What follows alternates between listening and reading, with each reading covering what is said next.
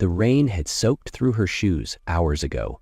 Now every step made a soft, cold squish that echoed louder in her mind than the cars hissing past on the flooded street. It was rush hour. People rushed by, umbrellas tilted low, boots splashing through puddles without pause. No one stopped. No one even looked. She was just a little girl, no more than 7, hunched over at the bus stop on 5th and Layton, a place too busy for anyone to notice what didn't concern them. Her name was Maya. Her tiny arms clutched tightly around a bundled blanket soaked at the edges. Inside it, her baby brother Noah, only 4 months old, whimpered in weak protest. His cries had gone unnoticed for too long. His lips were pale, his hands cold. The thin blanket did little to keep the chill away. Maya held him tighter. The oversized backpack on her shoulders sagged from the weight of bottles, diapers, and the last bit of formula she had managed to take that morning. Her cheeks were wet. Rain, tears, or both, it was impossible to tell now. Her teeth chattered, but she didn't cry out. She just waited. People passed. Some glanced, some frowned, some stepped a little further away. A few whispered something to the person walking beside them, but no one stopped. No one asked. Maya adjusted Noah's head gently, her small fingers trembling from the cold. He let out a tiny sob and she rocked him the way she'd seen her mother do. Before everything changed. Before the silence. Before the hospital. Before the day her world cracked wide open and no one came to put the pieces back. In her pocket, Maya carried a crumpled piece of paper. The ink had started to bleed in the rain, but she had memorized the address anyway. It was all she had. It led to the only place she remembered feeling safe. A small yellow house with chipped paint and a wind chime that used to sing every time the breeze passed. Her mother had lived there. So had Maya. Until 4 months ago. The memory felt like a dream now. Her mother had died the day Noah was born. The doctors said there were complications. That word, complications, was the last thing Maya understood before everything changed. One moment, she had a mother, a home, a routine. The next, she had a baby brother in her arms and grown-ups speaking in hushed voices in the hallway. They told her she'd be going to live with family, but the cousin they sent her to barely remembered her name. His apartment was small and always smelled like smoke. His girlfriend didn't like babies, and Maya had quickly learned how to stay quiet, how not to ask questions, how to pretend she wasn't there. This morning, while they were still asleep, she packed Noah's things, wrapped him up as warm as she could, and left. No one saw, no one stopped her. She walked for hours through unfamiliar streets, counting the turns as she remembered them from months ago. When she finally reached the house, her heart beat so loud it hurt. She climbed the 3 old steps and knocked. But for a moment, before the door opened, Maya stood still, just looking. The yellow paint, though faded, was the same. The wind chime was gone, but she could still hear it in her memory. She thought of pancakes on Sunday mornings, of her mother's laugh, of the warm smell of lavender. For the briefest second, it was like she was there again, back in that life, whole, loved. She looked down at Noah in her arms, kissed his forehead softly, and whispered, "We made it, Noah," she whispered, voice cracking. "We found our way back." Then the door creaked open. A man in his 40s looked out, confused by the sight of 2 soaked children on his doorstep. "Can I help you?" he asked cautiously. "I used to live here," Maya said softly. He glanced behind him into the house, then back at her. "I don't know anything about that kid. I bought this place from the bank a few weeks ago. They said the previous owner had passed away and the house was sold to settle some kind of mortgage debt." He shifted uncomfortably. "I'm sorry, really, but this isn't your home anymore." Then he gently closed the door. Maya stood frozen on the porch, the paper still clutched in her hand. A hollow feeling spread through her chest. Her safe place was gone. It felt like the world had collapsed under her feet. Why did everything have to be so unfair? To her, to Noah. She wanted to scream, to give up, to let the rain wash her away. But she couldn't. Not with Noah in her arms. So she held him tighter and let the tears fall, crying not from the cold, but from the quiet, desperate ache of a little girl who had nowhere left to go. Maya didn't move for a long time. She stood there on the porch, her arms tightening around Noah as if she could somehow protect him from what she now knew. The only place that ever felt like home no longer belonged to them. Her legs began to ache, but she stayed. The wind picked up, blowing her damp hair into her face. The rain had turned cold and steady, tapping against her skin like 1,000 quiet reminders that this was real. She finally stepped back, her soaked sneakers slapping against the wood as she descended the stairs. Each step felt heavier than the last. Her breath came in short bursts, shallow and shaky. Her fingers clung to Noah's blanket like it was the only thing tethering her to the world. People passed on the sidewalk across the street. Cars zipped by, tires slicing through puddles. No one noticed the small girl with the baby in her arms, walking slowly away from the house she once called home. Maya didn't know where she was going, she just kept moving. She retraced the path she had walked that morning, but it all looked different now. Colder, darker, more hopeless. Noah stirred in her arms, letting out a soft whimper. She stopped, adjusted his blanket, and kissed his forehead. He was shivering.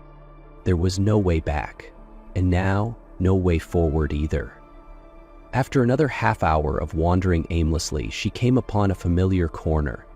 5th and Layton, a bus stop, a bench. Too tired to keep going, she sat down. And this time she didn't fight the tears. She let herself cry, because the door had closed, and no one had opened another. The rain kept falling. Maya sat curled on the cold bench, one arm cradling Noah, the other wrapped tightly around herself. Her wet clothes clung to her small frame.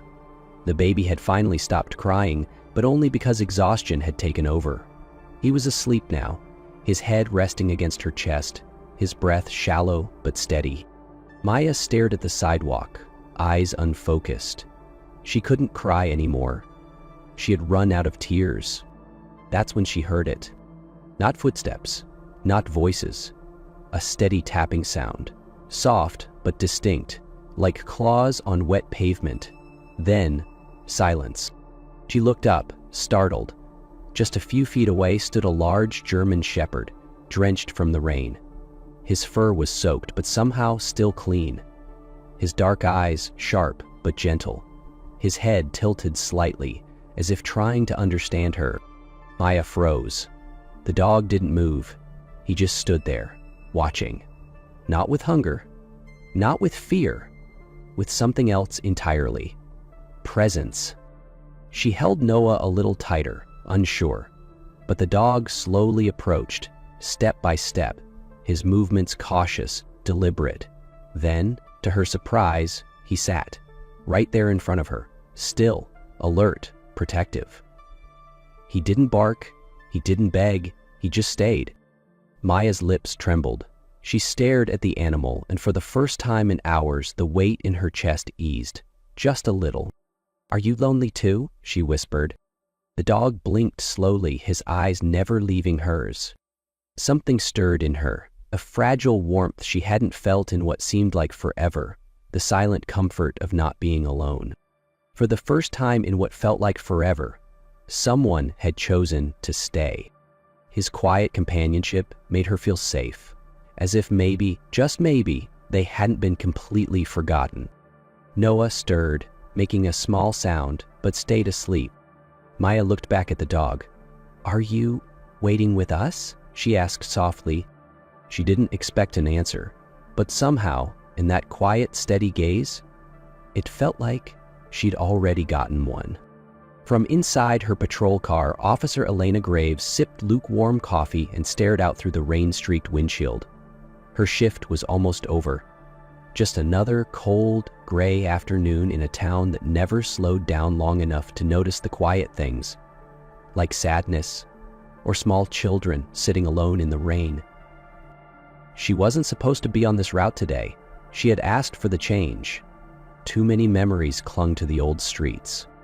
Elena had been on autopilot for months now, since the accident.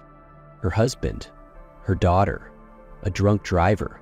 One wrong turn on a foggy morning, they were gone, and the house that once echoed with laughter now echoed with silence.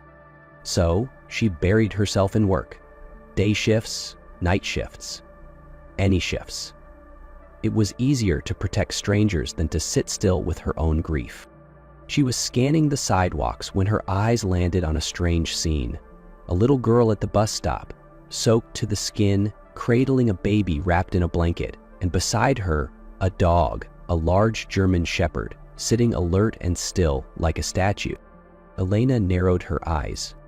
There was something in the way she sat, so still, so tired, so heartbreakingly small. Something in the way she shielded her baby brother, like the world was trying to take him, too. For a split second, Elena saw her daughter there. Same size, same tangled hair, same lost eyes. That invisible string of recognition pulled at something deep inside her. She parked the car and stepped out, pulling her hood over her short dark hair. As she approached, she moved slowly, carefully, not wanting to startle the children or the animal. "Hey there, sweetheart," she said gently, crouching a few feet away. "Are you okay?" The girl pulled back slightly, clutching the baby tighter. That's when the dog stood up. He didn't bark, but he stepped forward, placing himself between the girl and Elena.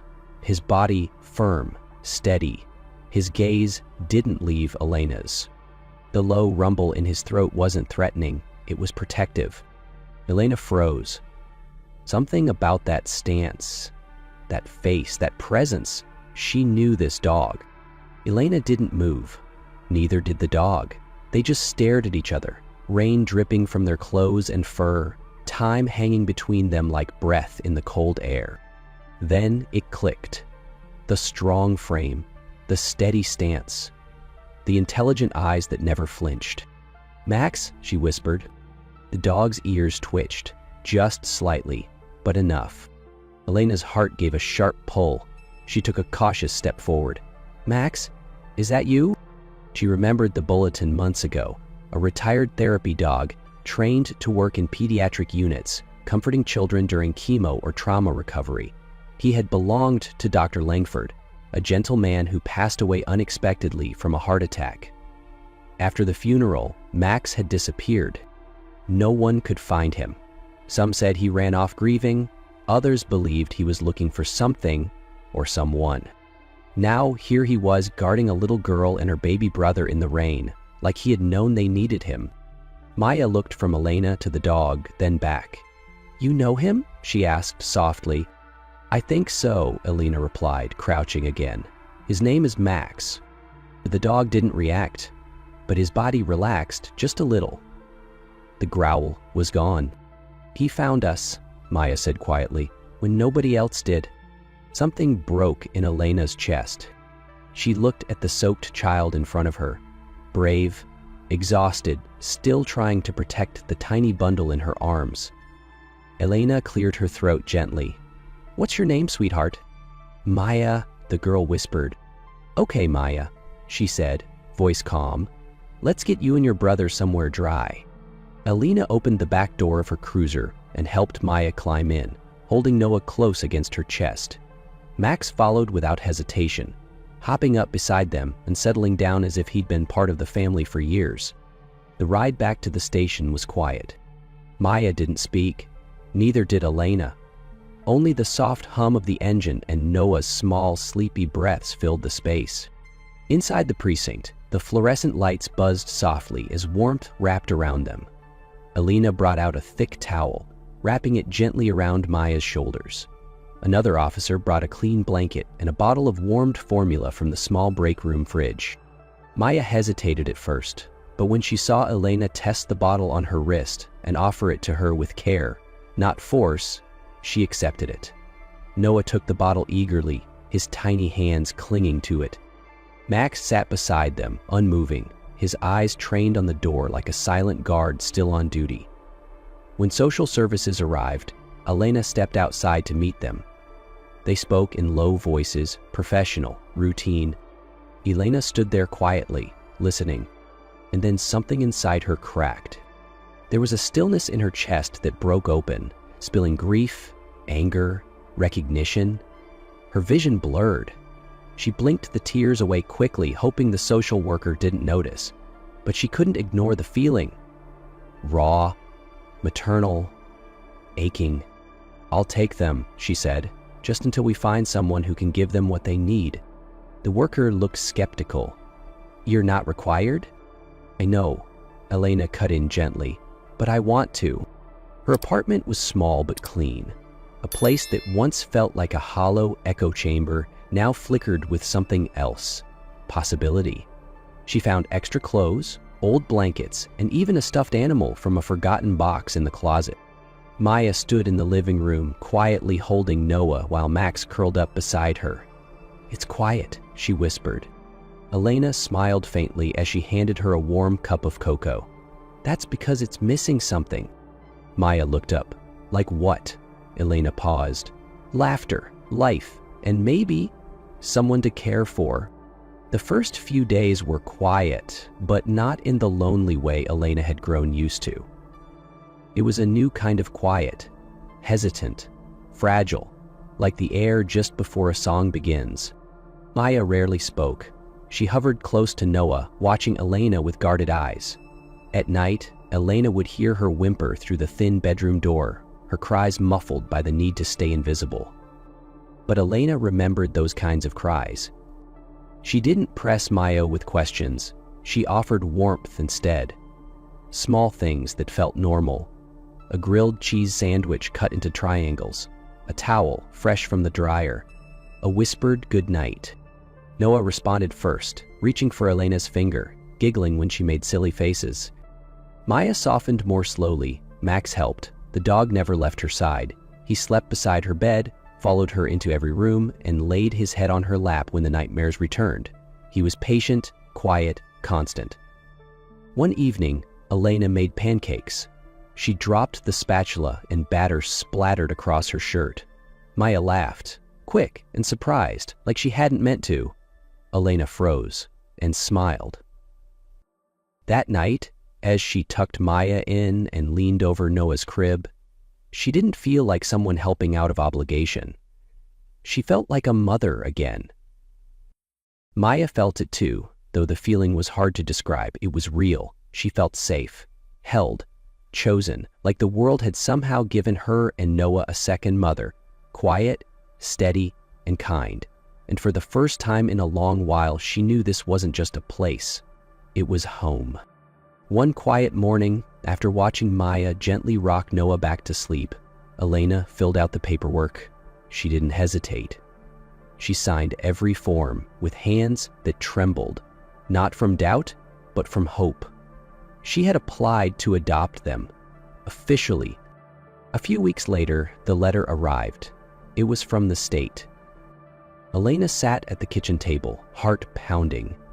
When she saw the words, her hand flew to her mouth. The tears came fast, grief, joy, relief, all tangled together. The guardianship was no longer temporary. Maya and Noah were officially hers. Max, sensing the emotion, let out a soft bark and trotted in circles around the table. Maya watched Elena, then ran into her arms. She didn't say much, just a quiet, breathless whisper. "I used to think no one would ever want us." Elena held her tighter. "I didn't think I'd ever be a mom again." They didn't need more words. That night, Maya helped Elena tuck Noah into his crib. Max curled up by the door, like always, his post never abandoned. The apartment, once still and empty, now pulsed with quiet life. Because sometimes family isn't given, it's found. Through broken hearts, brave choices, and the quiet loyalty of a dog who simply knew where to go. And sometimes, the smallest kindness becomes the thing that saves a life.